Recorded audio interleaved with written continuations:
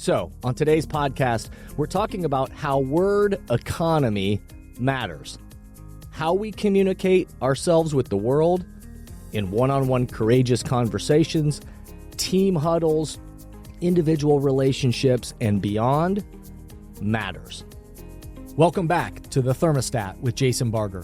If you're currently on a commute, a walk, or just a micro break in your day, glad you're making time to step back, to think, and to reflect on the next steps on your journey. I've never been more convinced the best leaders and team cultures in the world are the ones that make time to step back, breathe in good oxygen, and calibrate their thermostat. I hope today's conversation leaves you feeling grounded and inspired.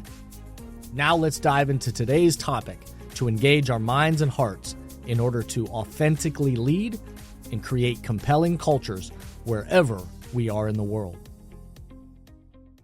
Hey everyone, it's Jason, and welcome back to the Thermostat podcast. Wherever you are and however you're coming to the podcast today, welcome in. So glad you are here. We are in season 8, over 250 episodes now, which is mind-blowing. But if you're new to the podcast, welcome in, and hope you'll go back, check out some of the old episodes. So many great micro pods on different subjects. Just type in my name, Google a topic, and I'm sure you'll find something that's relevant to you. If you're one of the OGs that has been here since the very beginning, so glad this continues to add value to your life and to your work. My commitment to you, as always, is I hope that this podcast allows you some time in your day to step back, to think, and hopefully to have a little good oxygen breathed into you, to think about the temperature you're trying to set in your life, in your work, with the people around you. And my hope is that it gets you thinking, it engages your mind and heart, and gets you thinking about what is next along your path. If you'll do me the quick favor before we dive into today's podcast, if you will rate the podcast 5 stars on whatever podcast platform you're listening to this on. That's just one of the ways in which the algorithms work, and it helps other people find the podcast. So if you'll rate the podcast 5 stars, if you'll leave an authentic review in your own words, why is this podcast meaningful or important or relevant in the world today? Why should these messages be shared? That really, really helps. And obviously, anytime you just share the podcast with people, whether that's on social media, episodes that resonated with you, or, hey, share it with your team, colleagues, whatever that may be, and people in your life that you say, hey, let's take a listen to this and let's talk about it. And those are ways in which these messages get amplified. And I'm always so grateful for anybody that takes the time to do that. So thank you, thank you, thank you. How we say what we say matters. Words are powerful. They become even more powerful when we use them in ways that compel people. When we use words to help engage the minds and hearts of people with the messages that we deliver. How we say what we say matters. And as we know, words become even more powerful when they are connected to action. When the person receiving the message sees that the message isn't just talk, but it's absolutely connected to action. There is authenticity with the messenger, and you can see that their words and their actions are congruent. And so words matter. How we say what we say matters, and that's for every relationship in our life, every person we come into contact with, and certainly across our teams and our organizations. So, on today's podcast, we're talking about how word economy matters. How we communicate ourselves with the world in one-on-one courageous conversations, team huddles, individual relationships, and beyond matters. But before we dive into today's topic, let's pause, take a quick break, and we'll be right back. I want to share with you the great excitement for this year's Thermostat Cultures live event on Friday, November 8th, 2024. As you know, this event that I've hosted over the last 7 years has been an inspiring day of development focused on authentic leadership and culture. I've been joined by powerful voices like Howard Behar, former president of Starbucks, Shane Battier, two-time NBA champion, Jenny Britton, founder of Jenny's Ice Cream, Jessica Jackley, co-founder of Kiva, Cameron Mitchell from Cameron Mitchell Restaurants, Greg Oden, and on and on and on. This year, Thermostat Cultures Live will be a hybrid event. There will be a powerful VIP in-person experience with limited seating in Columbus, Ohio, and a virtual experience for those wanting to participate remotely. I am so excited about this year's lineup of voices joining me, such as New York Times bestselling author of Atomic Habits, James Clear, and founder of The Theory of Enchantment, Chloe Valdery. So please visit thermostatcultureslive.com or jasonvbarger.com to learn more, and I hope you'll help share the word and join these conversations that are the currency for change. Rally your team, reserve your seats, thermostatcultureslive.com. I'm just recently back from a great experience with over 120 other speakers and consultants and thought leaders and collaborators from across the country who are all making a positive impact in the world through the messages they deliver as keynote speakers or consultants or messengers. We were in Detroit for a couple of days, and it was a treat to get to be a part of the Impact 11 community, which is what it's called, Impact 11, founded by these talented humans and friends, Josh Linkner, Ryan Estes, Seth Madison, and Peter Sheehan. Really great to just be there for a few days to connect with other folks that, everybody does something slightly differently, but everybody connected to this idea of being messengers and being people that are trying to, have a positive impact in the world by the messages they share and how they support teams and organizations and groups of people all over the place. So really great to be around people and to learn from each other and connect with each other. And the greater Impact 11 team and community was great to be around, and we all were there to learn from each other and talk about the power of amplifying our messages in the world. So really great few days to just, this doing what I do and what many, some other people do is oftentimes you don't run into people that do very similar things to you. So to meet others and to be around people that do similar things, it's a great opportunity to kind of learn and grow from each other and support each other along the way too.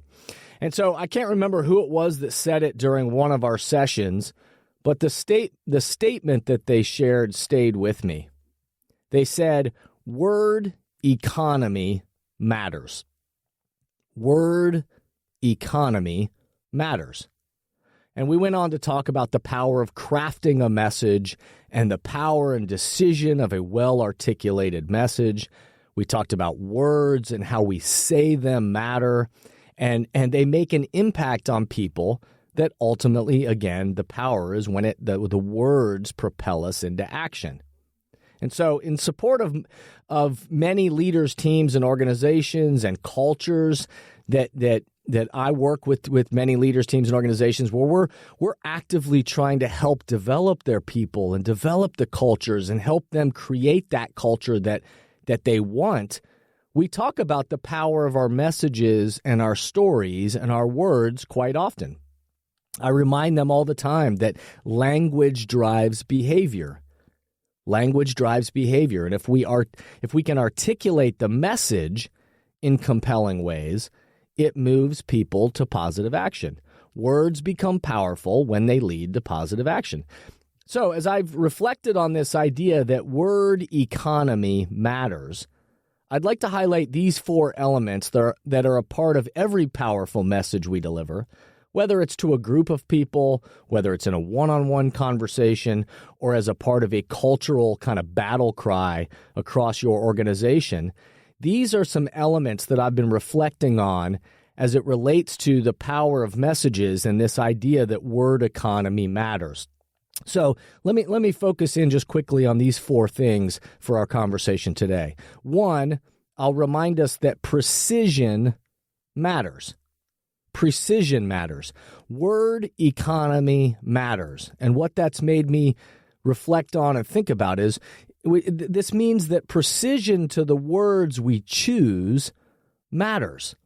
I remember a team years ago that in a team conversation where we were talking about the type of leaders and the type of culture they were trying to create, and I was facilitating this conversation around what does it mean to be a thermostat culture and how can we breathe oxygen into the work ahead and what intentionally are we going to do to create that kind of culture. We were talking about, we got caught up on the precision of these words, which was a powerful conversation where we talked about the difference between being willing to do something,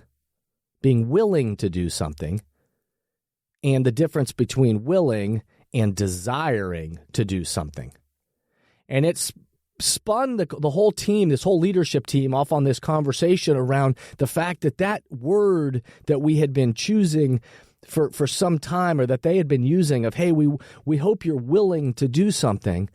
And that small shift, that precision to shifting it to not just we're hoping people are willing to do something, but we want people that are desiring to do something. And we went into this really powerful conversation about what it might look like in our own leadership and throughout the culture if we were thermostats and modeled but also coached people to not just be willing but desiring for the impact that we're trying to have. That precision was monumental for them, for how they framed up their approach for their work together, and also for the culture they were trying to create. So precision of the language matters. The second thing I would remind us of is that mind and heart matter. Our mind and our heart, they both matter. The words we choose and the precision we bring to them must be compelling to people's minds and hearts. If people only hear a message only through like logic, and yet it doesn't connect to their heart, then it might be remembered, but it won't be as powerful. But if we can connect people's mind and they can see the logic, the reasoning, the why, but also connect it to some sense of empathy and connecting to their heart, then the message has a chance to really be powerful. Messages are powerful when they engage someone's mind in a new way of thinking about something or an idea that captures their imagination. But when the heart gets involved too, it amplifies the message. Not just does the message sound like a good idea in my mind, but does it sound compelling to my heart, the feelings and the soul of your people. The best messages engage both the mind and the heart. The third thing that I reflected on as it relates to this word economy matters is that congruence matters. Congruence matters. People can tell when a message sounds like only like words. People can spot a phony from a mile away. So people can tell when a message just sounds like, oh, these just sound like nice words. If the audience, whoever that is, again, a big audience or a one-on-one audience, if anybody feels like the message is not congruent with the messenger's actions, it begins to feel phony. The best messages and messengers have a congruence to their words and their actions. It doesn't mean that they're perfect. It doesn't mean they don't make mistakes. It doesn't mean that they've got it all figured out. Nobody does. No leader, no human, no team and organization on the planet. I certainly remind people that all the time. I don't have it all figured out. But the best messages and messengers, there's a congruence that their words and their actions are in alignment. It doesn't mean they're perfect, but you can see that there's authenticity to the connection of those words and those messages. In culture shaping, you've heard me talk about the idea. In fact, you can go back and listen. I did a whole episode on this idea of cultural dissonance. There's a whole episode around cultural dissonance. But in culture shaping, I talk with many teams and organizations. Cultural dissonance, this is the fancy term in culture shaping when our words and actions are not in alignment. That there's dissonance that gets created because people can see and feel that our words and our actions aren't in alignment. So congruence of our words and actions matter. And the last thing, the fourth thing that I'll remind us of today as it relates to that word economy matters, is the fourth element that I reflected on is that action matters. Action matters. Lastly, and maybe obviously, but the best messages and the best messengers connect the message to action.